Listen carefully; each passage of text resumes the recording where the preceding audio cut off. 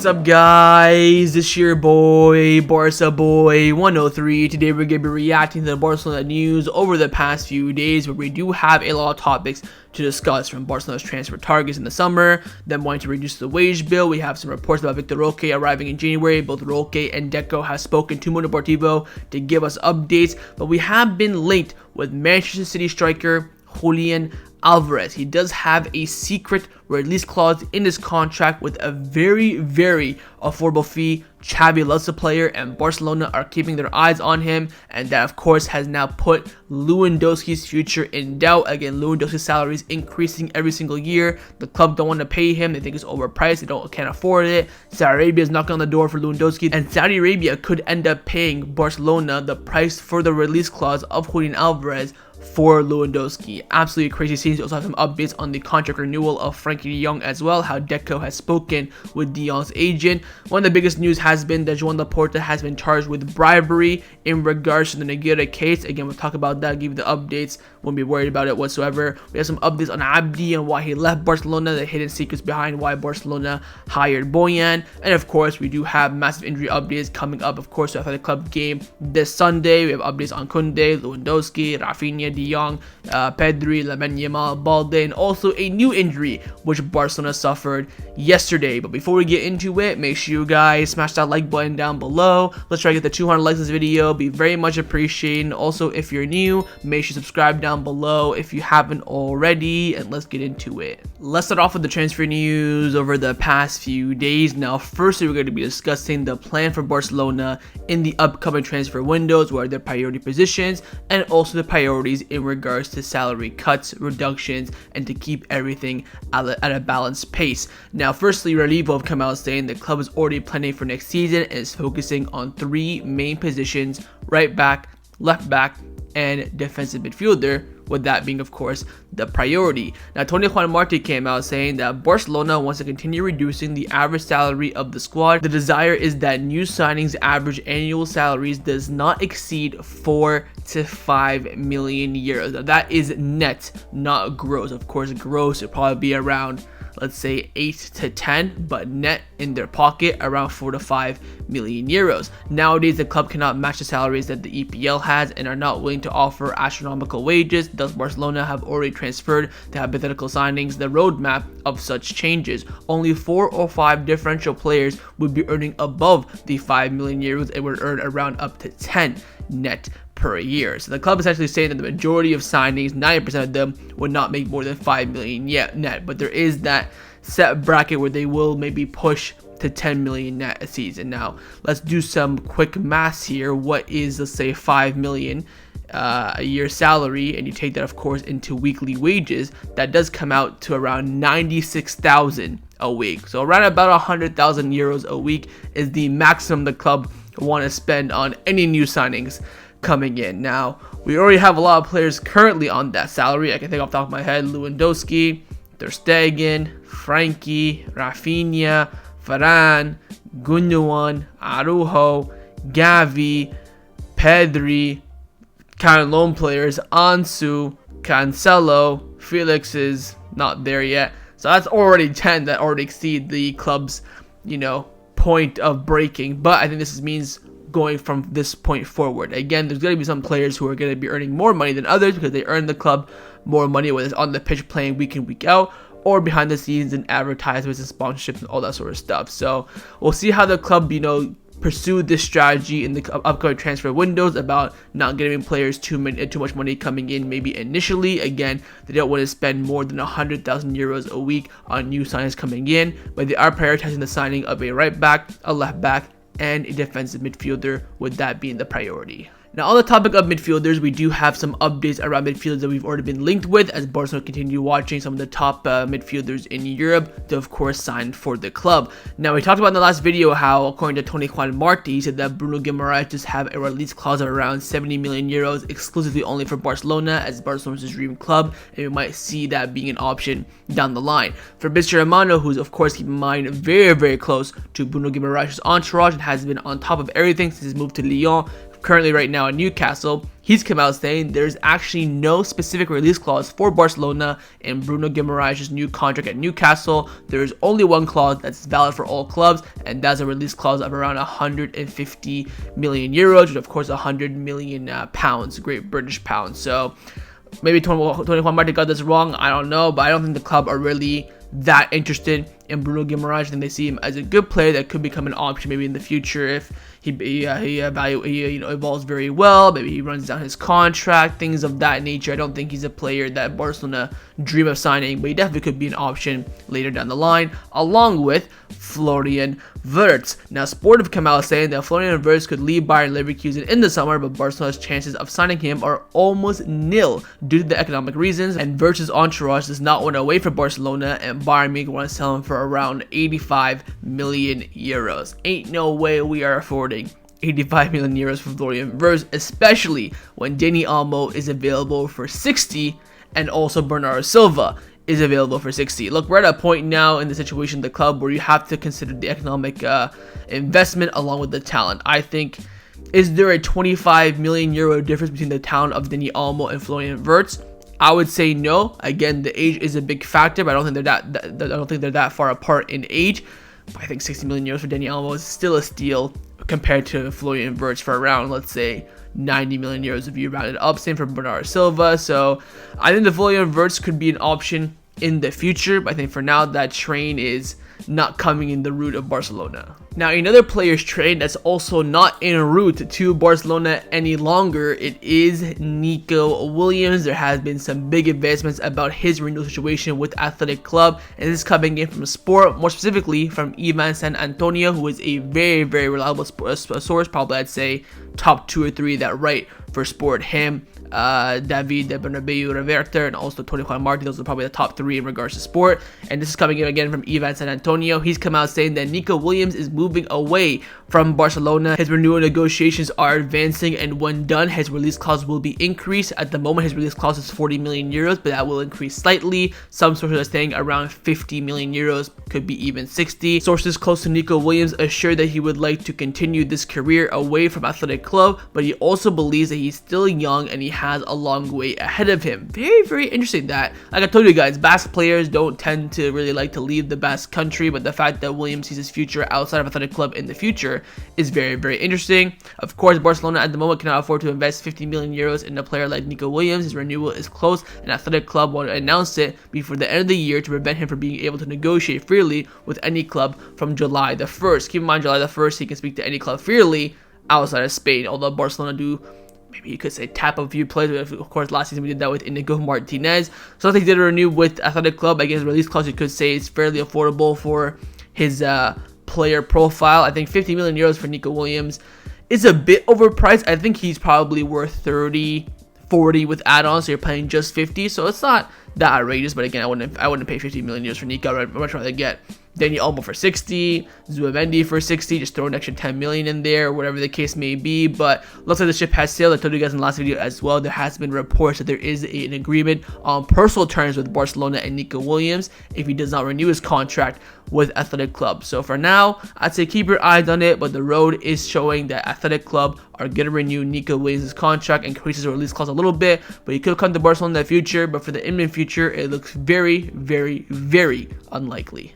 Now, a player who is set to join Barcelona in the imminent future, hopefully within the next few months, is of course Vitor Roque. We do have an update on his arrival in January. We have also quotes coming in from the sporting director of Barcelona, Deco, and even Roque himself on that possible arrival in January. Firstly, Deco was doing an interview with Mundo Deportivo. He's asked a lot of questions about the current squad and his preference, all this stuff. Very simple stuff, didn't feel the need to cover it too much. But we do have a big quote coming in about Vitor Roque. He was asked if Roque's arrival and if FFP permits, will Barcelona look to sign even a pivot in January? He said, look, we will talk to Xavi. We talk to Xavi a lot and every day, but we haven't talked about any position or any player. I would only move for a player if the coach asks for it, but for now, we have only talked about Vitor Roque. So Deco saying, look, if Xavi wants a player, I will do my absolute best to bring him in. We'll look at all the possible avenues. I'll let Xavi know if it's possible or not. But as of today, we've only talked about Vitor Roque arriving in January. So again, those talks are on. Now, along with Deco, Mundo Deportivo also did an interview with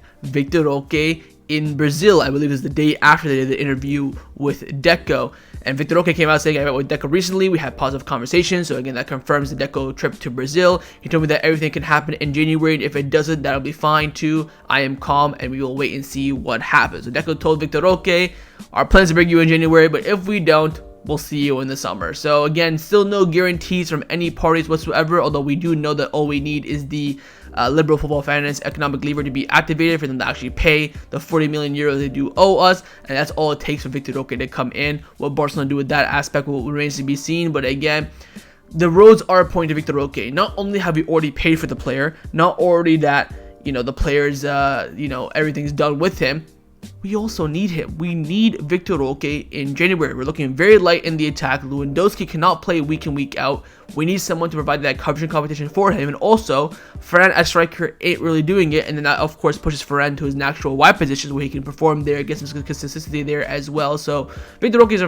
arrival is not only important, you know, economically or financially, but also sportingly as well. We do need the player. Now, along with Roque and Deco, the agent of Vitor Roque, Andre Curry, also came out speaking to the media as well. He was asked on the injury of Vitor Roque. Again, he is very insisting that Vitor Roque should be back very soon. He said, look, there's a lot of talks that he'd be out for 3 months for injury for Vitor Roque, but we think that 2 months, even a little earlier, he can be back. He has an ankle ligament injury, but the doctors explained to us that there would be no problem beyond needing to rest to return well. So again, when Vitor Roque first got injured, we heard, okay, he's 100% ruled out for the new year. He'll never play again for his current club in Brazil. He'll join Barcelona in the summer if, of course, we get everything sorted out. But his agent is saying, look, he'll be back in, you know, the next month or so. Maybe he'll play a couple of games and then arrive in Barcelona. Of course, that's a very much an ideal situation from the Barcelona point of view. He also continued by saying that Barcelona have all the medical reports because their sporting director Deco is very much on top of this issue. So again, Barcelona know every single detail about Vitor Roque, what he's currently going through, the injuries, all that sort of stuff. They'll definitely do an evaluation when he arrives, whether he arrives injured or not injured. They're definitely going to take a look at him as well. Now again, on that potential arrival, Sport came out saying that Deco believes that there is no room to bring any other player in apart from Vitor Roque, and does not even know for sure if the arrival of the Brazilian striker will be possible. Again, January is looking like Vitor Roque or nothing at this point. I understand we do need to pivot unless we can sign someone for free. I don't see it happening. I don't think there's any real free agent available. Maybe a loan deal if we have a bit of margin, but again, finessing a club and a player to come with you know, little margin is going to be difficult. And the only way we're bringing the pivot is if we get a long-term injury. Let's say Guimarães, God forbid, is out for a few months, or Frenkie de Jong, God forbid, or Pedri or Gavi. I think then the club will push for a pivot, but I think they all just have niggling injuries, couple of weeks here and there. I think the club will stick it out there. So we'll wait and see what happens in January. Again, it's only going to be essentially at this point Vitor Roque or nothing, and I believe Vitor Roque's chances are very, very high. Again, only the economic lever is needed, and if we get the Frenkie de Jong renewal before the end of this year, that's another bonus as well. Let's hope that goes through. We do have some updates about that, so we'll wait and see what happens with Vitor Roque. But again, his arrival in January is definitely possible, and it's the only arrival that's being assessed currently.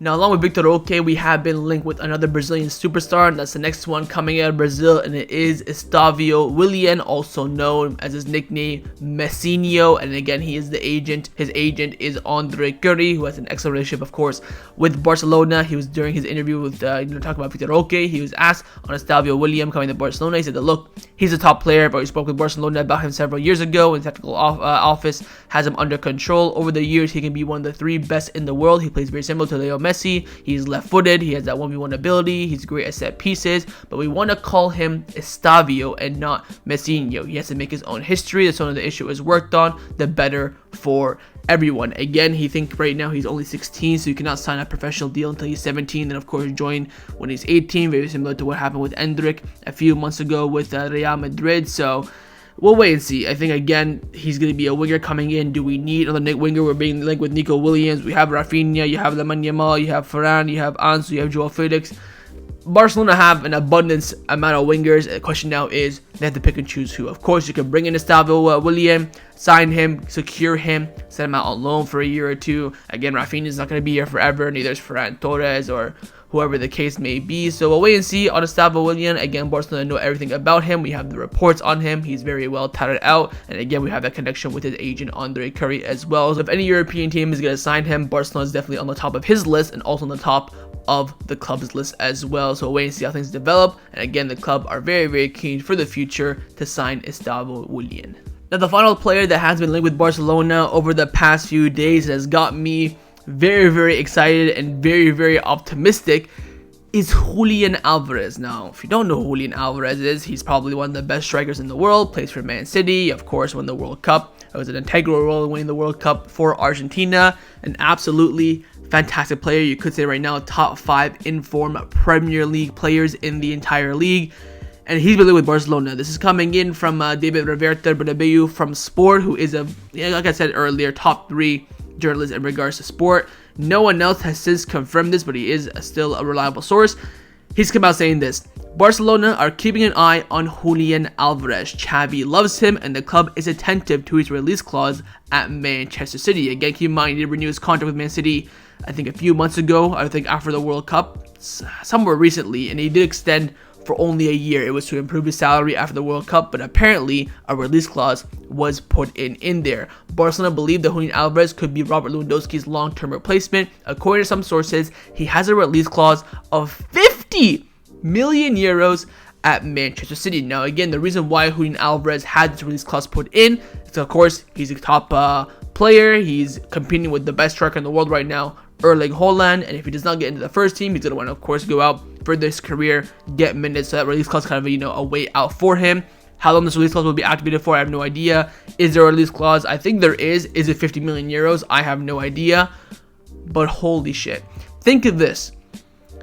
We talked about earlier how the club want to reduce their salaries, right? They have 5 million net maximum, 10 million if you're a good player. Lewandowski is sat on 12 right now. 12 million net, and it's set to increase next season. Now, keep in mind, again, we're hearing reports that Saudi Arabia are very interested in Lewandowski. Imagine we sell Lewandowski. Keep in mind, he's 36, 35 years old. He's past it now, right? I think he can do another year at the top level. I think you have this season, of course. Next season, then I think he's done. But imagine you sell him this upcoming summer for, let's say, 60 million, 70, 80 from Saudi Arabia. Use that money to bring in Julian Alvarez. Do you know how big of a masterclass that would be? Holy macaroni. I'd be all over this. I would sell Lewandowski tomorrow for 50 million plus to bring in Julian Alvarez for the same price. So again, you're not investing anything. You're not getting any money from anywhere. You're simply just swapping. It's essentially a swap deal between a random Saudi Arabia club, Barcelona, and Man City. Now, of course, Julian Alvarez either agree to come to Barcelona. I think he definitely will. I think he's a former Real Madrid player for the academy. I think he played there for a couple of years, but has no real connection to them.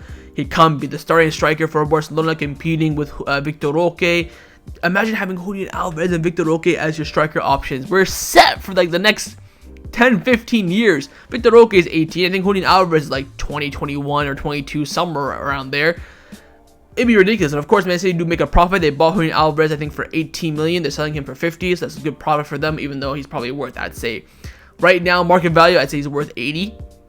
If I were to bid Julian Alvarez right now, if we were to say, let's say we're rich, I'd probably bid like 75-ish. So getting him for 50 is a bargain. And on top of that, again, Lewandowski is the key. Selling him for the exact same valuation as a release clause or even more, this could be a golden opportunity for Barcelona. But again, not to get too excited about this. We have to get more confirmation about the release clause, more confirmation that Barcelona is interested. But keep your eyes on the future of Julian Alvarez. It's definitely linked with the future of course, Lewandowski as well. He's a secret release clause that Barcelona are keeping an eye on. Xavi likes the player, and this could become a real case later in the summer. Now, there is a forward who Barcelona are working on signing permanently and resolving their future, and it is, of course, Joao Felix. Now, Tony Juan Martin from Sports come out saying the most feasible option for Joao Felix's continuation to perform at a good level is for Barcelona to try and agree a new loan deal with Atletico Madrid with a purchase option of around 40 million euros in 2025. Atletico Madrid currently want 80 million euros to sell Joao Felix next summer, and although they would be willing to accept the payments in 3 installments, Barcelona don't think it's appropriate to pay 80 million euros, and I completely agree. So the club's plan is to loan him again next summer and then have a buy option in his contract for 40 million euros.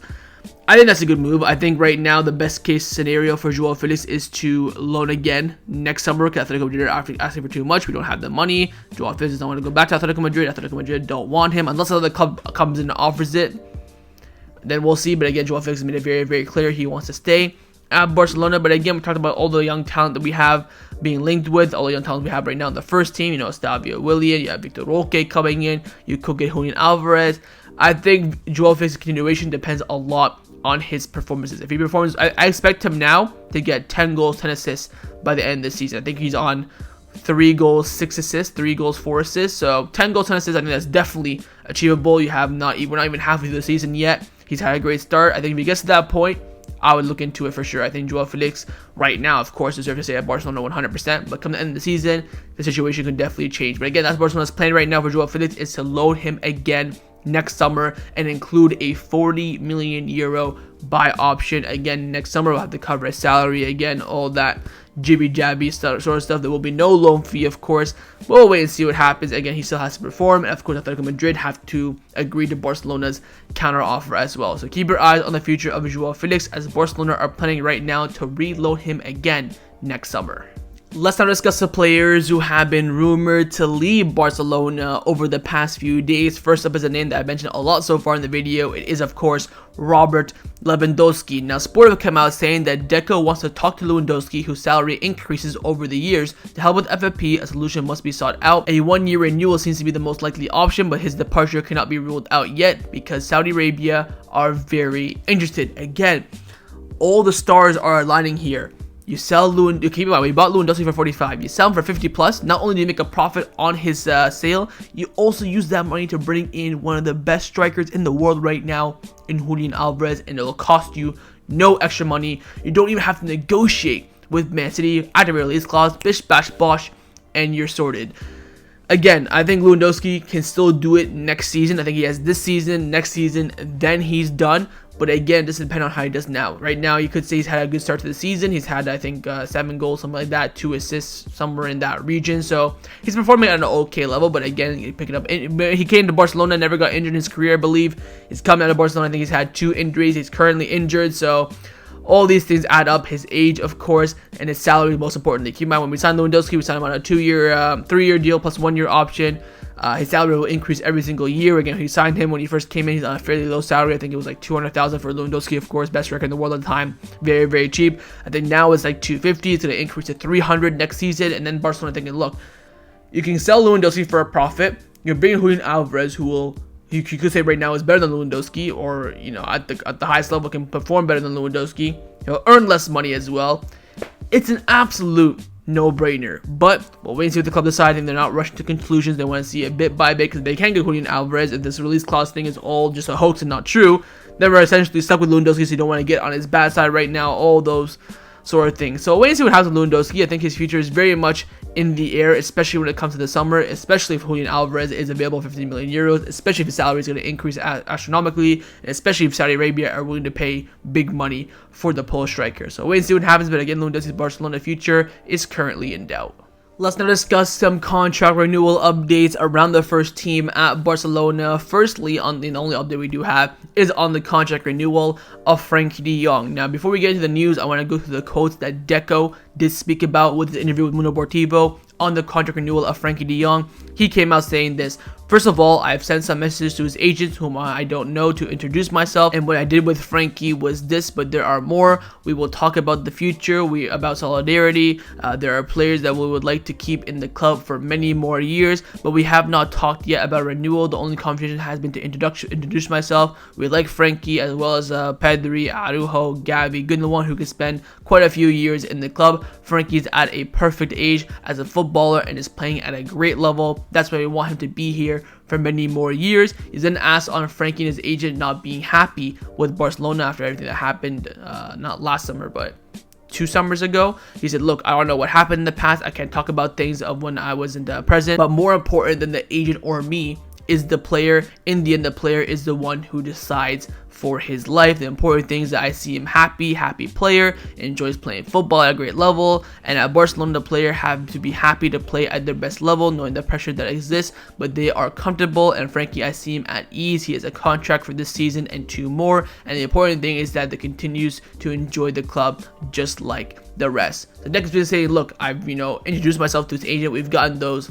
first contacts so far against renewal. We're not rushing to it. We're not pushing it. And again, it comes down to the player. If the player is happy, playing well, there shouldn't be any issues. Look, Frenkie de Jong is a fourth captain. Next season, he will be a third captain when Sergi Roberto leaves. He's an integral part to the system, to the style of play. He's going to have his kid in Barcelona as well, so I'm not too worried about Frenkie de Jong's renewal. Of course, Manchester United are being bought by Sir Jim Ratcliffe. They're not getting bought by a Qatar, so they're going to have no money to bring him in. Of course, Erik ten Hag, former Ajax manager, could have maybe persuaded him. But apart from that, I think we're essentially all good. Now, Sport came out saying that Deco's already contacted Frenkie de Jong's agent, talking about the contract renewal. His idea was to have it tied up before the end of this year, but things are not going as fast because the Dutchman is not in a hurry to speak. So again, the plan is to renew Frenkie de Jong's contract by the end of this year. Whether Frenkie de Jong allows that or not is what remains to be seen. Is Frenkie de Jong in a rush as well? Keep in mind, he's injured. He wants to get back to full fitness. Like I said, his girlfriend's pregnant. They're going to have a kid soon. It's going to be a big change in their lives, all that sort of stuff. So you have to look not only on the pitch, but also outside the pitch when it comes to renewals and committing their future long-term to a city and a club as well. So wait and see Frenkie de Jong. I'm not really too concerned whatsoever. It just now comes down to, the figures, the length of contract, and reaching an agreement that satisfies both parties, essentially. So we'll see if Deco's on top of it. Again, if we can get it at least advanced negotiations or at least end the preliminary talks by the end of this year, that'd be great. But I think at a minimum, by the end of the season, Frenkie de Jong should renew his contract. If he does it by the end of the season, I would be fairly worried. But I think in due course, everything will end up the way it should be, and that's Frenkie de Jong signing a new deal. Let's now discuss some of the news surrounding Barcelona over the past few days. First up is on the future of Abde. As we all know, we do have a 25 million euro buy option next summer, and I think 30 the next summer after that, something like that. But again, we got reports about Barcelona owing Osasuna some money because of his loan deal, because when we loaned him, we owed Osasuna 10% of any future sale if we did it that summer. Of course, we sold Abde on paper for 7 million, so we owe Osasuna 10% of that, which is around 500,000 or 550,000 euros. So that's some news. But also, Sport came out saying that Abde told Deco that he didn't feel important and wanted to leave. He felt Barcelona was not interested in him because they never sent anyone to see him play in Osasuna. This is one of the reasons Barcelona hired Boyan to watch players on loan and players with buyback options. So there you go. Again, keep in mind, the club would never probably watch any players on loan for the past 5-6 years that I can remember, and that affects the players, because if they go and play well, they come back, they see that yes, they want to keep them, but they're not really that keen or interested. They just want to keep them because they're decent, have a high valuation, or whatever the case may be. So that's how Abde felt. And now we have Boyan. Again, I think Eric Garcia was doing interview with Joao Demiro. He confirmed that yeah, Boyan's texted us, he's come to see us. Same with Pablo Torre as well. Even Estanias, who's playing with Sampdoria, of course, I think in the second division of Italy. He also said that yes, I've spoken to Boyan, he's come to see me, and blah blah blah. So I think it's a very, very good hire from Laporta and the board, and that's again something that Barcelona had to improve upon, and now we have done that, which is good. We'll wait and see in the future of Abde. I think Barcelona will definitely buy him back at some point in the future. But keep in mind, Abde joined Betis, of course, August 31st, and we're now October 18th. I don't think he started a game yet for Betis. He's come on as a sub in every single game. He scored, I think, in the final game before the international break for Betis, but he hasn't started yet. So keep your eyes on him. If he doesn't start, then I don't know why he's moved to Betis, but we'll wait and see how things develop in his future. The next topic is in regards to the second kit for this season. Of course, the famous white kit with the 1970s Barcelona badge. Mundo Deportivo are reporting that according to Barcelona's data, the away shirt accounts for 20 to 25% of shirt sales in a season. But this season, the white away shirt has accounted for 30 to 40% of the total sales. In the official Barcelona store, the figure has even reached 50%. So this is Barcelona's one of their best selling second kits in their history. In the Barcelona store, it's selling at 50%. That is wild. Now, I don't know why. I don't think it's that great of a kit. It's because it's white. It's because it has a 1970s badge. I have no idea. Again, I rate the kit. I think it's a good kit. Probably, like I said, I still to this day give it like a 7, maybe 8 out of 10. I don't think it's that groundbreaking, but is it because it's white? Is it because it has the old badge? No idea, but it's selling, so it's making us money. Of course, I bought it, so I played my part. That's the most important thing. But again, very interesting to see these trends. Again, it's very important for the club to keep up with these trends, to of course implement them in their next season's kits, which apparently are going to be freaking fire. Can't wait for the next season's kit. But again, the white kit this season doing very well in terms of sales. Let's now discuss some of the injury updates around the first team at Barcelona. As we all know, we do play this Sunday against Athletic Club, and we need some players to come back and be fit. We have 7 players out injured. We have Lewandowski, Rafinha, De Jong, Koundé, on paper Lamine Yamal, on paper Alejandro Balde. Am I forgetting anyone else? I think think it's 6 or 7, somewhere around there, which is a lot for the first team. Anyways, updates. Mundo Deportivo have come out saying on Jules Koundé that if Jules Koundé's injury evolves very well, then he can be available for the match against Sociedad on the 4th of November. But the noble thing is that he could return against Alaves on the 12th again. 100% ruled out for the Clásico. Nico Williams from Cope again confirmed this. She came out saying that Koundé is 100% ruled out for the Clásico. That Pedri is right now is not expected to play against Athletic Club this weekend. Again, they want to take absolute caution at the club.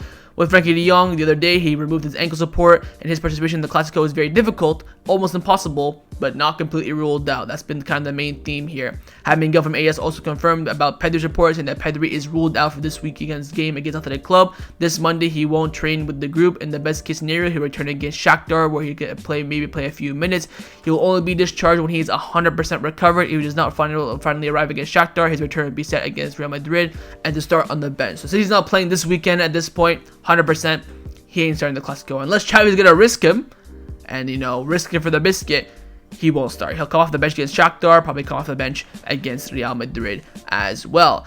Miguel from AS is reporting though that both Lewandowski and Pedri are expected to be ready and play some part in the Clásico, so having Lewandowski back for that game is of course very, very important. At the end of the day, if they can't, like I said on the channel multiple times, if they can't start, don't risk it whatsoever. I mean, yeah, they can come off the bench, but Lewandowski, if he's coming in for the Clásico, as his first game back, I'd bring him on last 10-20 minutes. That's it. I wouldn't, start him and then take him off with an hour to go. Too risky. And again, we don't want any relapses. We're hearing that Rafinha might have a few relapses in his injury. Apparently, right now his Clásico participation is very much in doubt. But some positive news. Again, I told you guys that Lamine Yamal, Balde, they should be back for the game against Athletic Club. Miguel came out saying the two players that are expected to get the medical green light this week, they are Lamine Yamal and Balde. So we are expecting that both Lamine Yamal and Balde will be in the squad list this weekend against Athletic Club. Whether they start or not remains to be seen, but they should be in the squad list, and hopefully they do get some minutes. Now, in the midst of all these injuries, trying to keep tab of who we want to recover, Lewandowski, Pedri, Koundé, Rafinha, De Jong, Balde, Lamine Yamal, you won't believe this, but Barcelona got another injury. Yes, yeah, I can't believe it myself. This was picked up in training, and this player is ruled out for a month. You will not believe it. It's Sergio Roberto, the first team captain, who's probably going to play against Athletic Club, start at right back, start in the midfield, maybe against Shakhtar as well, get some minutes. Roberto received a muscle injury in the right leg and is not available now, and he has to recover, and that's what the club have announced. And then 21 Martin from Sport came out saying that Sergio Roberto will be out for around 2 or 3 weeks, therefore 100% missing, of course, El Clásico. I think Catalonia Radio came out saying he'll be out for a month, so not only will he miss El Clásico, he probably won't even be back until the next international break. Keep in mind, we have another international break in November, so probably won't see Roberto until after that as well. It kind of sucks for Roberto. Only played a few games this season off the bench. I think he only started 1 game. Of course, scored the big goal against Granada before the international break. But at this moment, he's probably going to start against Athletic Club. Probably would have started against Shakhtar. Now he's got injury. We won't even see him until probably end of November, because I don't think he'll be back until the international break. And then that's another 2 weeks off there. So sucks for Roberto, but I'm not too bothered by this because, again, he's a string player, squad player. But we need our squad players now, and that's why it's very annoying. So you have Roberto, Lamine Yamal, Balde, Rafinha, Koundé, De Jong, Lewandowski, Pedri injured. 8 first-team injuries.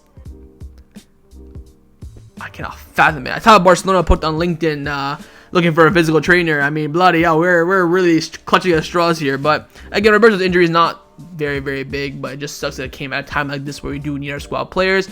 But again, we got some players recovering very soon. Pedri should be back hopefully next week. Lamine Yamal, Balde will be back this weekend. Hopefully Pedri and Lewandowski, maybe even Rafinha will be in the squad list for the Clásico. Probably expect Roberto, Koundé, De Jong to return at some point, respectively, for each player in November. Now, the final topic that I want to discuss before I end off this video is in regards to, you could say, the biggest news around Barcelona over the past 24 hours, and that is in regards to our president, Joan Laport, who has been charged with bribery in connection with the Negreira case. This broke from multiple outlets, and they all came out saying that the judge Joaquim Negreira has Joan Laporta to the investigation of the Negreira case, alleging bribery and sports corruption. The judge has called on Laporta to find a lawyer for representation in the case. He's under investigation for the payments to Negreira during the initial presidency when he first came in from 2003 to 2010. Laporta's defense has 5 days now to file an appeal. Now, Laporta is doing an interview today with Catalonia Radio. I think it will come out by the time I upload this video, so wait and see what he says in that interview. look, I'm not worried. This is just a bunch of shit coming out. Mateo Lahoz is apparently going to become the president of the Spanish Federation. If that happens, we're in the mud. We need Mateo Lahoz to come and save us there. Like, everything goes against Barcelona. Nacho's suspension, studs up, ankle breaker tackle, 4-game suspension correctly given, has now been reduced to 2 games. I mean, Lewandowski goes like this and he's suspended for about fucking 25 games. So whole thing is corrupt. I'm not bothered by it. I think, again, they want to just make Laporta look bad. I think Javier Tebas asked yesterday, oh, should Laporta resign now, blah blah blah. It's all crap. In my president, I trust. I have no worries about Laporta whatsoever in terms of, I mean, bribery and all that shit. It's just all garbage in my book. But we'll wait and see what he says later on today in his interview with Catalunya Radio. He might admit to it. I don't know. He might say it's all crap, which I expect. So we'll wait and see in that sense. But our president has been charged with bribery, and we'll wait and see how the movements develop in the next few days. I think, again, this is all crap, and it's all gonna fall in favor of Barcelona at some point. So that was my reaction to the Barcelona news over the past few days. Hope you guys enjoyed this video. If you did, make sure to leave a like, and of course, leave your thoughts down below in the comments on everything we discussed. The main thing, first, of course, your thoughts on the rumors of Julian Alvarez. You believe they're true or not, and would you tell Lewandowski to bring in Alvarez? Second, your thought on Vitor Roque. Of course, you think he'll join in January or not. Third, your thoughts on the Laporta. 30, your thoughts on Laporta being charged with bribery in connection with the Negreira case. Do you believe it's true or not? Are you worried about this at all? And finally, your thoughts on the injuries. Do you think anyone's going to be back for the Clásico, be able to start? What are your thoughts on the medical staff? And what are your thoughts on Barcelona looking for a physical trainer on LinkedIn as well? And of course, make sure you guys subscribe down below if you haven't already. And I'll see you guys next time on the channel. Take care and Forza Barca.